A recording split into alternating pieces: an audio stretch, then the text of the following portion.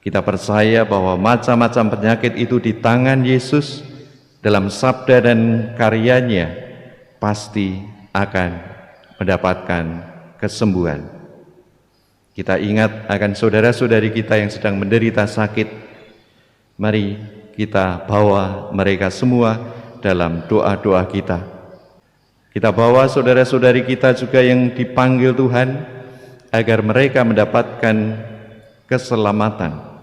Dalam nama Bapa dan Putra dan Roh Kudus.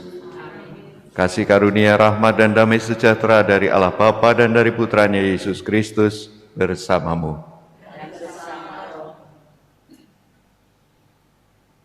Ada banyak orang yang sakit, macam-macam penyakit datang kepada Yesus, dan mereka semua mendapatkan kesembuhan. Ada seorang perwira yang datang kepada Yesus memohon agar hambanya yang sakit di rumah karena sakit lumpuh itu disembuhkan. Ia sembuh.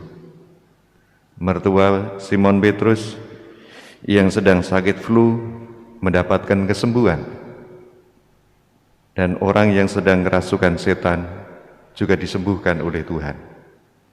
Tuhan membawa kesembuhan, keselamatan, dan kebahagiaan. Mari kita datang kepadanya untuk mohon belas kasih-Nya agar kita boleh menikmati kebahagiaan, kesehatan yang baik juga bagi saudara-saudari kita. Kita awali perayaan ini dengan terlebih dahulu menyesali segala dosa dan kesalahan kita. Kita mohon ampun agar layak merayakan peristiwa yang menyelamatkan ini. Menarik bagi kita untuk melihat karakter iman dari orang-orang yang datang kepada Yesus. Dan Yesus dari macam-macam karakter iman itu datang menyembuhkan. Bacaan kemarin mengungkapkan kepada kita seorang kusta yang sakit kusta. Pada waktu itu sakit kusta adalah sakit yang menular, yang membahayakan, maka orangnya harus diisolasi, dijauhkan dari masyarakat karena penyakitnya itu. Dan di tangan Yesus, orang yang sakit kusta itu mendapatkan kesembuhan.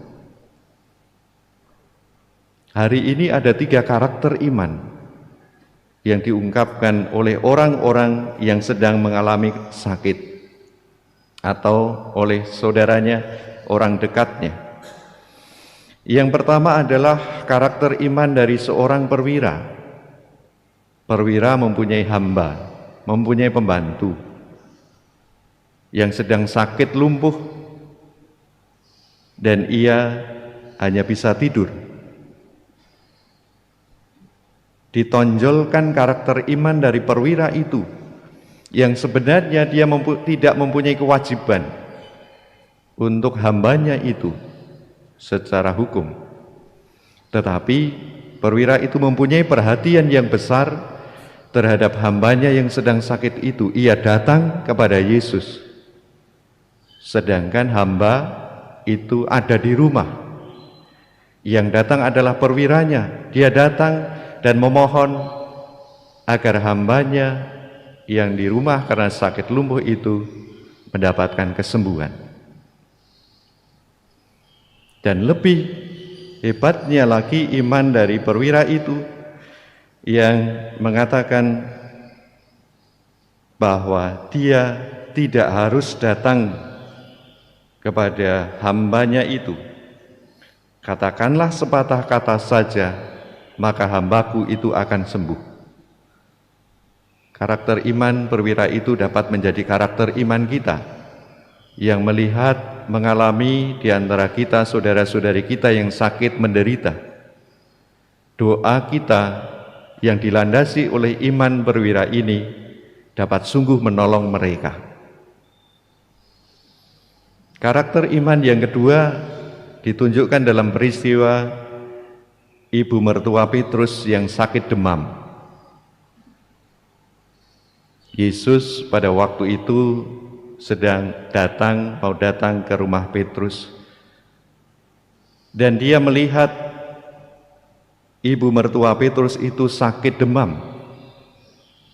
Di situ tidak ditonjolkan bahwa ibu mertua itu datang kepada Yesus lalu memohon dengan sungguh supaya dipegang tangannya, disembuhkan. Tidak. Tetapi Yesus yang melihat peristiwa itu datang, memegang tangan wanita itu dan menyembuhkan. Ini karakter iman yang lain lagi. Kekuasaan dan kemauan kehendak Yesus ditonjolkan, bahwa Yesus mempunyai kemauan besar, kebahagiaan manusia dan keselamatan kesehatan manusia adalah menjadi prioritas. Maka tanpa diminta, Yesus datang menyembuhkan. Karakter yang ketiga yang dialami oleh banyak orang yang pada waktu itu sedang kerasukan setan. Diungkapkan bahwa yang kerasukan setan itu tidak datang sendiri kepada Yesus, tetapi banyak orang dibawa, banyak orang yang sedang kerasukan setan itu dibawa kepada Yesus. Kita bisa membayangkan beda dengan perwira tadi. Kalau perwira itu hambanya ada di rumah, kalau ini banyak orang ini membawa orang-orang yang kerasukan setan itu kepada Yesus. Dan hanya dengan satu kata saja orang-orang yang kerasukan setan itu disembuhkan.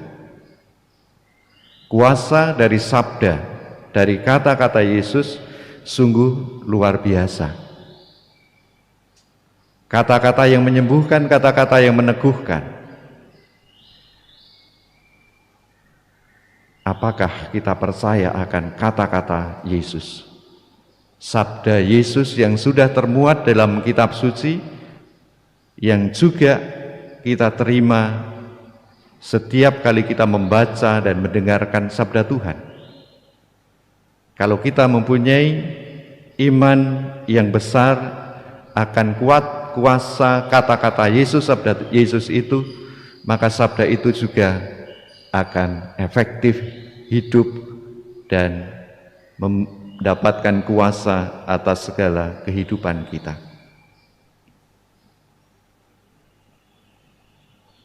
Mari kita datang kepada Yesus dengan macam-macam karakter iman dan kita percaya Tuhan akan menyempurnakannya. Dalam Mazmur tanggapan dikatakan Allah memikul kelemahan kita dan menanggung penyakit kita. Kita bawa macam-macam peristiwa, macam-macam penyakit yang sedang menggelora di masyarakat ini. Kita datang kepada Yesus dan kita percaya akan sabda dan kuat kuasa sabda Yesus ini. Kita percaya bahwa macam-macam penyakit itu di tangan Yesus, dalam sabda dan karyanya pasti akan mendapatkan kesembuhan. Kita ingat akan saudara-saudari kita yang sedang menderita sakit. Mari kita bawa mereka semua dalam doa-doa kita. Kita bawa saudara-saudari kita juga yang dipanggil Tuhan agar mereka mendapatkan keselamatan. Ada ikhtiar dari usaha kita untuk tinggal di rumah saja, tetapi sambil menyerahkan itu semua kepada kuasa Allah dengan memohon kepada Tuhan agar sabda Allah itu menjadi semakin efektif, terutama pada hari-hari ini, pada waktu-waktu ini. Segala usaha kita buat sebagai tanda iman kita kepada Tuhan. Tetaplah berdoa, beribadah, dilandasi dengan iman yang teguh. Kiranya Allah membantu dan menolong kita, karena Dia memikul segala kelemahan dan penyakit kita. Yesus memikul kelemahan kita dan menanggung penyakit kita.